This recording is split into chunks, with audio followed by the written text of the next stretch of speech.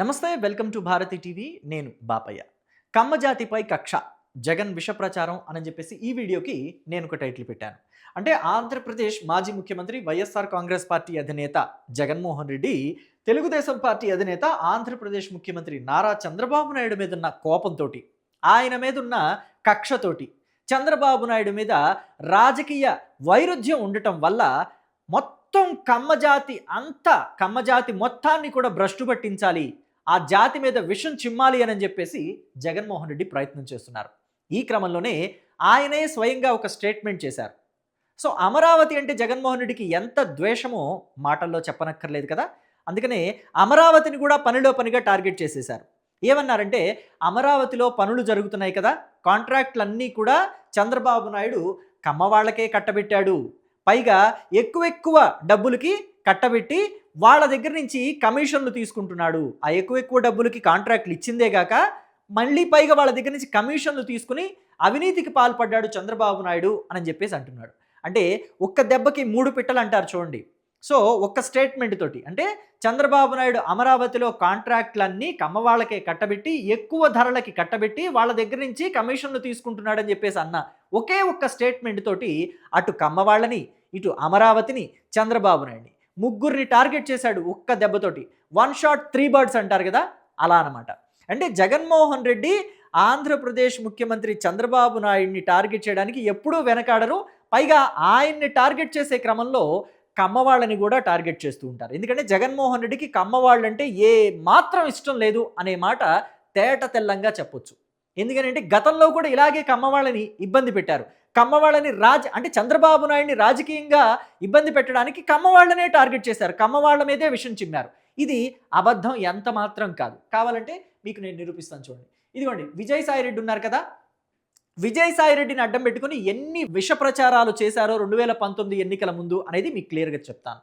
For example చెప్పాలంటే, అమరావతిలో insider trading జరుగుతోంది అని జగన్మోహన్ రెడ్డి అన్నారు, విజయసాయి రెడ్డి కూడా అన్నారు, ఇద్దరు అన్నారు. ఇన్సైడర్ ట్రేడింగ్ అంటే ఏంటి? అమరావతి అక్కడ రాబోతుంది, రాజధాని అమరావతిలో రాబోతోంది అని చెప్పేసి ముందుగానే కమ్మ వాళ్ళందరికీ చెప్పుకున్నాడు చంద్రబాబు నాయుడు. ఆయన బినామీలకి కూడా చెప్పి అక్కడ ల్యాండ్స్ కొనిచ్చారు. ల్యాండ్స్ రైతుల దగ్గర నుంచి చౌక ధరలకి కొట్టేసి అక్కడ అమరావతి అంటే రాజధాని అక్కడ వస్తుంది, అమరావతిలో వస్తుందని అనౌన్స్ చేశారు. సో కాబట్టి ల్యాండ్స్ రేట్లు పెరిగినాయి, తక్కువ ధరలకి అమ్ముకోవటం వల్ల రైతులు నష్టపోయారు. ఇదే ఇన్సైడర్ ట్రేడింగ్ అని చెప్పేసి ఒక ప్రచారానికి తెరలేపారు అప్పట్లో. అమరావతిని టార్గెట్ చేసేసారు అప్పుడు, అలాగే చంద్రబాబు నాయుడిని టార్గెట్ చేశారు, కమ్మ వాళ్ళని కూడా టార్గెట్ చేశారు. సో చూశారు కదా, 1 షాట్ 3 బర్డ్స్ అంటే ఇదే. ఆ విష ప్రచారాన్ని అప్పట్లో తెలుగుదేశం పార్టీ సమర్థవంతంగా తిప్పి కొట్టలేకపోయింది. రాష్ట్ర ప్రజలంతా కూడా అదే నిజం అనుకుని నమ్మారు. ఫలితంగా ఏమైంది? వైసీపీ అధికారంలోకి వచ్చింది. సరే, నిజానికి అమరావతిలో ఇన్సైడర్ ట్రేడింగ్ జరిగింది అనుకుందాం, కానీ ఎందుకని నిరూపించలేదు?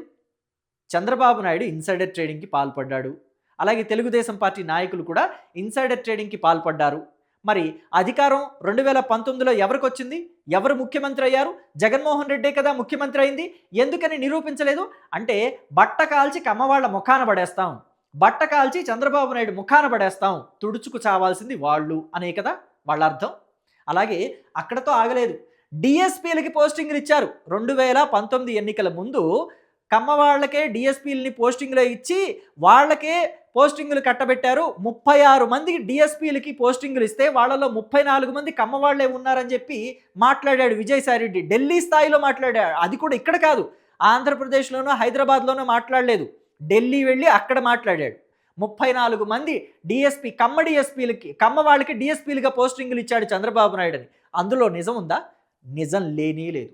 మొత్తం అంతా కూడా వివిధ సామాజిక వర్గాలకి వాళ్ళ క్యాలిబర్ని బట్టి పోస్టింగులు ఇచ్చారు, వాళ్ళ ప్రతిభని బట్టి పోస్టింగులు ఇచ్చారు. అందులో 34 మంది కమ్మవాళ్ళు లేనే లేరు, ఒకళ్ళు ఇద్దరు ఉన్నారు అంతే. మరి దాన్ని నిరూపించుకోవాల్సిన అవసరం ఎవరికి ఉంది? తెలుగుదేశం పార్టీ నాయకులకు ఉంది, తెలుగుదేశం పార్టీకి కార్యకర్తలకు ఉంది. కానీ ఆనాడు పెద్దగా స్పందించలేదు. అది నిజం కాదు కదా, మనం చెప్పి ప్రయోజనం ఏముంది? జనంకి తెలుసు కదా మనం ఏంటి, మన నీతి నిజాయితీలు ఏంటి అనేది జనానికి తెలుసు కదా అని ఉదాసీనంగా ఉన్నారు. కానీ ఏమైంది? రాష్ట్ర ప్రజల దృష్టిలో తెలుగుదేశం పార్టీ అంటే కమ్మవాళ్ళది, కమ్మవాళ్ల కోసమే తెలుగుదేశం పార్టీ పనిచేస్తుంది, ప్రజల కోసం పనిచేయటం లేదు అన్నది పోర్ట్రైట్ అయింది. సక్సెస్ వైసీపీకి వెళ్ళింది. 2019లో అది కూడా చాలా బాగా ఉపయోగపడింది. కమ్మ వాళ్ళకే డీఎస్పీ పోస్టింగులు అని చెప్పేసి వాడిన మాట. సో, అలాగే ఇంకొక అంశం ఏంటంటే పింక్ డైమండ్. చంద్రబాబు నాయుడు తిరుపతిలో వెంకటేశ్వర స్వామికి సంబంధించిన పింక్ డైమండ్‌ని తీసుకెళ్ళి దాచుకున్నాడు అని చెప్పేసి మాట్లాడారు. అలాగే తిరుపతిలో ఒక ప్రముఖ వ్యక్తి చేత కూడా ఆ మాటలు చెప్పించారు. బలవంతంగా చెప్పించారు. నాదేమి లేదు, నా మనవడ మీదొట్టని 2024 ఎన్నికల తర్వాత ఆయనే బయటకొచ్చి చెప్పారు. ఆయన పేరు కూడా నేను చెప్పను. చెప్పాల్సిన అవసరం కూడా నాకు లేదు, పెద్దాయన కాబట్టి. సో, ఇదంతా చూస్తే, ఇవన్నీ చూస్తే వైఎస్ఆర్ కాంగ్రెస్ పార్టీ కమ్మవాళ్ల మీద ఎంతటి విషం కక్కింది అనేది మనకి క్లియర్‌గా అర్థమవుతుంది. అది గతం. ప్రస్తుతం కూడా అదే సిలబస్‌ని వాళ్ళు చదువుతున్నారు. అదే స్కూలు మళ్ళీ బిగిన్ చేశారు. అంటే తెలుగుదేశం పార్టీ, జనసేన అధికారంలోకి వచ్చాయి కదా భారతీయ జనతా పార్టీతో కలిపి. కాబట్టి ఇప్పుడు ముఖ్యమంత్రిగా ఎవరున్నారు? చంద్రబాబు నాయుడు ఉన్నాడు. చంద్రబాబు నాయుడు ముఖ్యమంత్రిగా ఉన్నాడంటే మళ్ళీ చేయాల్సిందేంటి? కమ్మవాళ్ల మీద విష ప్రచారం. కమ్మవాళ్లనే టార్గెట్ చేయాలి. అందుకనే ఇప్పుడు జగన్మోహన్ రెడ్డి స్వయంగా తానే నోరు తెరిచి చంద్రబాబు నాయుడు అమరావతిలో కమ్మవాళ్లకే కాంట్రాక్టులు కట్టబెట్టాడు, అది కూడా అధిక ధరలకి కట్టబెట్టాడు, వాళ్ళ దగ్గర నుంచి కమిషన్లు తీసుకుంటున్నాడు అని చెప్పేసి. అయితే నిజానికి అందులో ఎంత నిజం ఉంది అని అంటే 0.0001% కూడా నిజం లేదు. ఎక్కడ వరకు నిజం ఉంది? కేవలం కాంట్రాక్టులు ఇవ్వటం వరకే నిజం ఉంది. వాళ్ళ దగ్గరికి వాళ్ళకేమైనా అధిక ధరలకి కాంట్రాక్టులు కట్టబెట్టాడా? లేదు. వాళ్ళ దగ్గర నుంచి ఏమన్నా కమిషన్లు తీసుకున్నాడా? అది లేదు. సో, ఇక్కడ నిజమేంటంటే కాంట్రాక్టులు ఇవ్వటం వరకే. అది కూడా అధిక కాంట్రాక్టులు ఎవరికి ఇచ్చారు? కమ్మవాళ్ళకి ఇచ్చారంటే కాదు, రెడ్లకి ఇచ్చారు. రెడ్లకే ఇచ్చారు అని చెప్పేసి చెప్పాలి. కావాలంటే చూడండి, మేఘా కంపెనీకి ఎక్కువ శాతం కాంట్రాక్టులు, అధిక కాంట్రాక్టులు, వేల కోట్ల కాంట్రాక్టులు మేఘా కంపెనీకే ఇచ్చారు. సో, వాళ్ళు దక్కించుకున్నారు, టెండర్లు వేశారు న్యాయంగా. సో, వాళ్ళకే దక్కింది. సో, ఆ తర్వాత ఎవరున్నారు? ఎన్సీసీ కంపెనీ ఉంది. ఈ ఎన్సీసీ కంపెనీ క్షత్రియ సామాజిక వర్గానికి చెందిన కంపెనీ. ఫస్ట్ ప్లేస్లో మేఘా కంపెనీ ఉంది, అది రెడ్డి సామాజిక వర్గానికి చెందిన కంపెనీ. సెకండ్ ప్లేస్లో ఎన్సీసీ కంపెనీ ఉంది, అది క్షత్రియ సామాజిక వర్గానికి చెందిన కంపెనీ. ఆ తర్వాత ప్లేస్లో బిఎస్ఆర్ అనే కంపెనీ, ఆర్వీఆర్ అనే కంపెనీలు ఉన్నాయి. ఈ రెండు కంపెనీలు కమ్మవారివి. సో, కమ్మవారికి ఇవ్వటం తప్ప, న్యాయంగా వాళ్ళు కరెక్ట్ కాంట్రాక్ట్ కోట్ చేస్తే, అంటే దాని ఏమంటే టెండర్లు కోట్ చేస్తే వాళ్ళకి ఇవ్వటం తప్ప దాన్ని కూడా వాడుకోవాలని చూస్తారా? సో, అలాగే ఎల్ఎన్టీ కంపెనీ, ఇది ఉత్తరాదికి సంబంధించిన కంపెనీ. ఇది కూడా షాపూర్జీ, ఇది కూడా ఉత్తరాదికి సంబంధించిన కంపెనీయే. అంటే దాదాపుగా ఒక 5-6 కంపెనీలు వస్తే 2 మాత్రమే కమ్మవాళ్ళే ఉన్నాయి. అది కూడా తప్పేనా? 5-6 కంపెనీల్లో 2 ఉంటే కూడా అది కూడా కమ్మవాళ్ళకి దోచిపెట్టినట్ట. ఇదెక్కడి వింత, ఇదెక్కడి వైఖరి? జగన్మోహన్ రెడ్డికి మాత్రమే సాధ్యమవుతుందని చెప్పాలి. పైగా జగన్మోహన్ రెడ్డి తన హయాంలో కమ్మవాళ్ళకి ఏమైనా ఇచ్చాడంటే ఎక్కడ ఒక కాంట్రాక్ట్ కూడా సరైన కాంట్రాక్ట్ ఇవ్వలేదు. కానీ రెడ్లకు మాత్రం దోచిపెట్టాడు. ఎలా దోచిపెట్టాడు ఏంటి అనేది మీకు తెలియజేస్తాను. పోలవరం ప్రాజెక్టు గురించి మీకు అందరికీ తెలుసు. వైసీపీ హయాంలో జగన్మోహన్ రెడ్డి ముఖ్యమంత్రి అవ్వగానే పోలవరం ప్రాజెక్టులో రివర్స్ టెండరింగ్కి వెళ్ళారు. రివర్స్ టెండరింగ్కి వెళ్ళి అప్పటి వరకు ఉన్న నవయుగ కంపెనీని తీసి అవతల పడేసి ఇదిగోండి ఈ మేఘా కంపెనీకి ఇచ్చారు. మేఘా కంపెనీ మేఘా కృష్ణారెడ్డిది. ఈ మేఘా కృష్ణారెడ్డి జగన్మోహన్ రెడ్డికి, అటు జగన్మోహన్ రెడ్డి స్నేహితుడైన కేసీఆర్కి కూడా కావలసిన వ్యక్తి. అందుకనే పోలవరం టెండర్లు నవయుగ కంపెనీ నుంచి తీసేసి మేఘా కంపెనీకి ఇచ్చారు. కేవలం ఈ నవయుగ కంపెనీని పోలవరం నుంచి మాత్రమే కాదు, మచిలీపట్నం పోర్టు నుంచి కూడా తీసి అవతల పడేశారు. ఇది కూడా రివర్స్ టెండరింగ్కి వెళ్ళి నవయుగ కంపెనీని తీసివేసి మేఘా కంపెనీకి ఇచ్చారు, మచిలీపట్నం పోర్టు పనులు కూడా. సో, గతంలో పోలవరం పనులు చంద్రబాబు నాయుడు టైంలో 2014-19 మధ్య ఏ స్థాయిలో పరుగులు పెట్టింది, నవయుగ కంపెనీని తీసి మేఘా కంపెనీకి ఇచ్చిన తర్వాత పోలవరం పనులు ఎలా జరిగాయి అనేది మీరంతా చూసింది. ఏదో 1-2% తప్ప పెద్దగా ముందుకు వెళ్ళింది లేదు. అసలు పోలవరం నాకే అర్థం కాలేదు, ప్రజలకేం అర్థమవుతుంది అని చెప్పేసి ఆనాటి జలవనరుల శాఖ మంత్రి అంబటి రాంబాబు మాట్లాడిన మాటల్ని కూడా మనమంతా మర్చిపోలేం. అంటే ఎక్కడా పోలవరం పనులు కదలలేదు. కానీ అదే మేఘా కంపెనీని ఉపయోగించుకొని ఇప్పుడు చంద్రబాబు నాయుడు పోలవరం పనులు పరుగులు పెట్టిస్తున్నారు. అంటే నాయకుడికి కావాల్సింది కులం కాదు, పని చేయించుకునే సామర్థ్యం. పని చేయించుకునే సామర్థ్యం చంద్రబాబు దగ్గర ఉంది. అందుకే ఇప్పుడు పోలవరం పనులు పరుగులు పెడుతున్నాయి. డయాఫ్రమ్ వాళ్ళు ఇంకా ఇతరత్ర పనులన్నీ కూడా శరవేగంగా జరుగుతున్నాయి.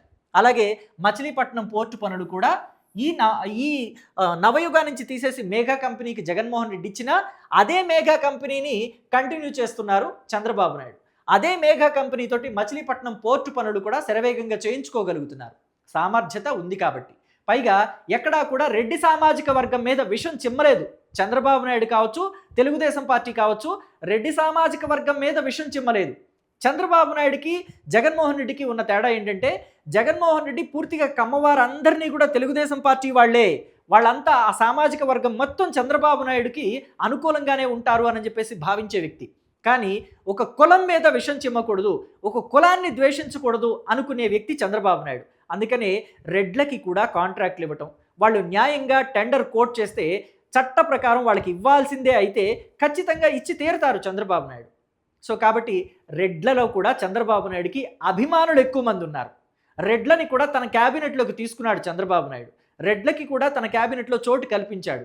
అలాగే ప్రభుత్వ అధికారులే కావచ్చు, లేకపోతే ఇతరత్ర అధికారులు అంటే పోలీస్ అధికారులు కావచ్చు, ఎవరన్నా కావచ్చు, పదోన్నతుల విషయంలో కూడా వాళ్ళ క్యారెక్టరు, వాళ్ళ కాండక్ట్ కరెక్ట్గా ఉంటే పదోన్నతులు ఇవ్వడానికి కూడా ఎక్కడా చంద్రబాబు నాయుడు వెనకాడ్డు.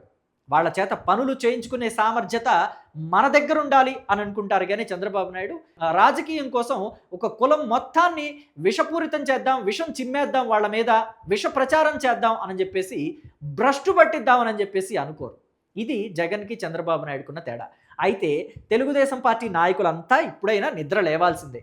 గతంలో 2019 ఎన్నికలకి ముందు ఇన్సైడర్ ట్రేడింగ్ అన్నారు వైసీపీ వాళ్ళు, అలాగే పింక్ డైమండ్ అన్నారు చంద్రబాబు నాయుడు. ఇలాగే కాంట్రాక్ట్లన్నీ కూడా తెలుగుదేశం పార్టీ వాళ్ళకి, తెలుగుదేశం పార్టీ వాళ్ళ చుట్టాలకి, లేకపోతే ఆయన బినామీలకే కట్టబెడుతున్నాడు అన్నారు.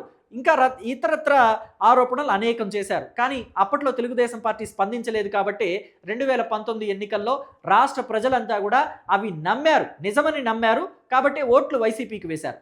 ఇప్పటికైనా తెలుగుదేశం పార్టీ వాళ్ళు నిద్రలేచి జూలు విదిలించి ఈ అవినీతి ఆరోపణలన్నిటినీ కూడా సమర్థంగా తిప్పి కొట్టకపోతే నష్టం పెద్ద స్థాయిలో జరుగుతుంది. అయితే రాష్ట్ర ప్రజలకి కూడా ఒక అవగాహన వచ్చింది. జగన్మోహన్ రెడ్డి గతంలో ఆరోపణలన్నీ చేశారు, కమ్మవాళ్ల మీద, తెలుగుదేశం పార్టీ మీద, చంద్రబాబు నాయుడు మీద కూడా ఆరోపణలు చేశారు. కానీ ఒక్కటి కూడా ఎందుకు నిరూపించలేదు అంటే, చంద్రబాబు నాయుడు కావచ్చు, కమ్మవాళ్ళు కావచ్చు, అటువంటి అవినీతి పనులు చెయ్యలేదు అన్నది వాళ్ళకు కూడా అర్థమైంది. అయితే ఏమరిపాటున మళ్ళీ ఇంకోసారి ఆరోపణలు చేస్తే నమ్మే అవకాశం లేదా అంటే ఉంది. కాబట్టే తెలుగుదేశం పార్టీ నాయకులు, కార్యకర్తలంతా కూడా అలర్ట్గా ఉండాల్సిందే. జగన్మోహన్ రెడ్డి చేస్తున్న ఆరోపణలు సమర్థవంతంగా తిప్పి కొట్టాల్సిందే అని చెప్పేసి అంటున్నారు. దీని మీద మీ అభిప్రాయాన్ని కమెంట్ బాక్స్లో తెలియచేయండి. Thank you.